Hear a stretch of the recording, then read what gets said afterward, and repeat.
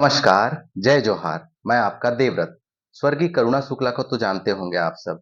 करुणा शुक्ला भाजपा में रही। वे भाजपा में 32 साल रहीं। भाजपा से विधायक और सांसद रहीं।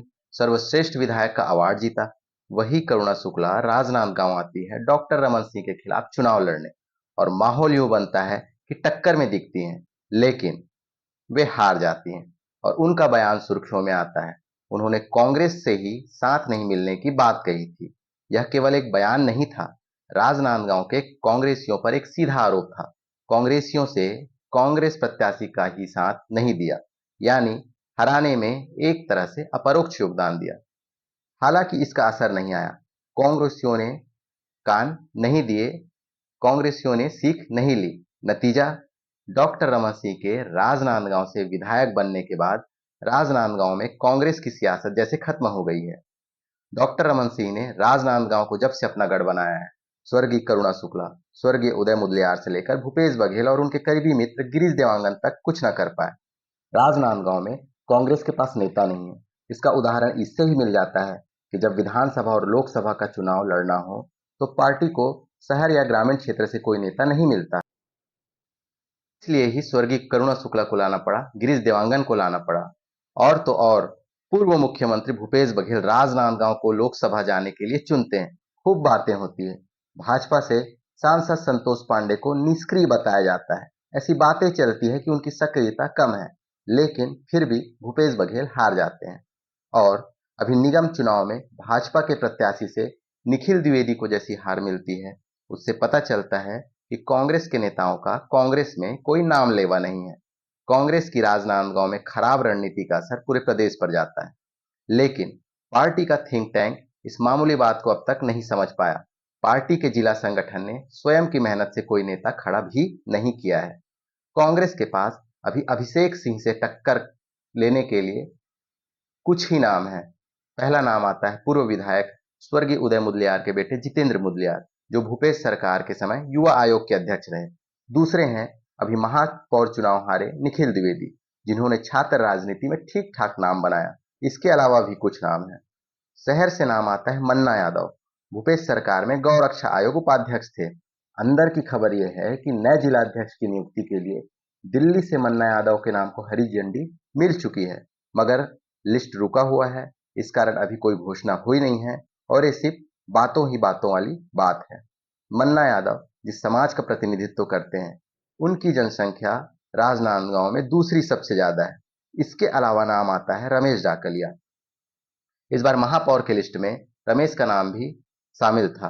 कुछ लोग बताते हैं कि प्रदेश संगठन से रमेश का नाम लगभग फाइनल कर दिया था, मगर भारी पड़े भूपेश बघेल और अंत में उनकी तरफ से निखिल का नाम फाइनल कर दिया गया। लेकिन साफ साफ कहूं तो इन सभी को अभिषेक सिंह की टक्कर में नहीं रखा जा सकता। इसलिए नहीं कि इनमें अभिषेक के मुकाबले कोई कमी है, बल्कि इसलिए कि इन सबको संगठन का साथ नहीं मिलने वाला। यदि किसी एक को टिकट दिया जाए तो बाकी भी मन से काम करें, ऐसा नहीं लगता है। ये सभी मुकाबले में तभी आएंगे जब संगठन साथ दे, एक एक कार्यकर्ता साथ दे, एक एक नेता साथ दे। सवाल है कि राजनांदगांव का जिला संगठन, यहाँ के पुराने नेता क्या जितेंद्र मुदलियार, मन्ना यादव या निखिल द्विवेदी को मन से अपना नेता स्वीकार कर सकते हैं? जवाब फिलहाल नहीं में है। वरिष्ठ नेताओं में रमेश डाकलिया के घर में पुराने कांग्रेसियों की महफिल सजती है, मगर क्या इनको युवा कांग्रेसियों का साथ मिलेगा? संभवतः इसका जवाब भी नहीं है।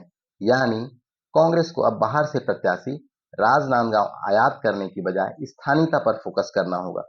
शहर में उसके पास विश्वसनीय चेहरा नहीं है, तो गांवों को रुख करना पड़ेगा।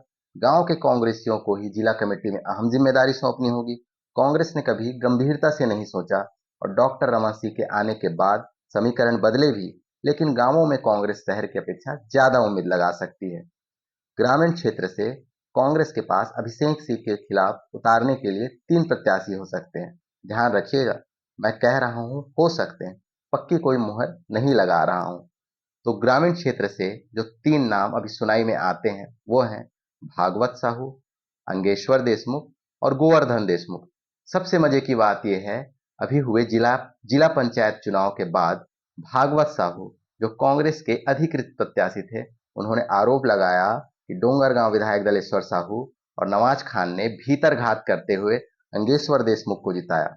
इसके बाद प्रेस कॉन्फ्रेंस और इस्तीफा का दौर शुरू होता है, मगर कांग्रेस के बड़े पदाधिकारियों के हस्तक्षेप और उनके समझाने पर भागवत साहू जिला अध्यक्ष ग्रामीण बने रहने सहमत हो जाते हैं। भागवत साहू का नाम विधानसभा के समय भी चला था और वो साहू समाज के जिलाध्यक्ष भी हैं। अंगेश्वर देशमुख अभी जिला पंचायत सदस्य हैं। गोवर्धन देशमुख मंडी अध्यक्ष रह चुके हैं।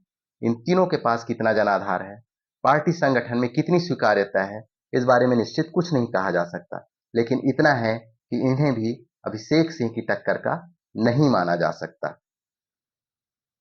अभिषेक सिंह के पास एडवांटेज है।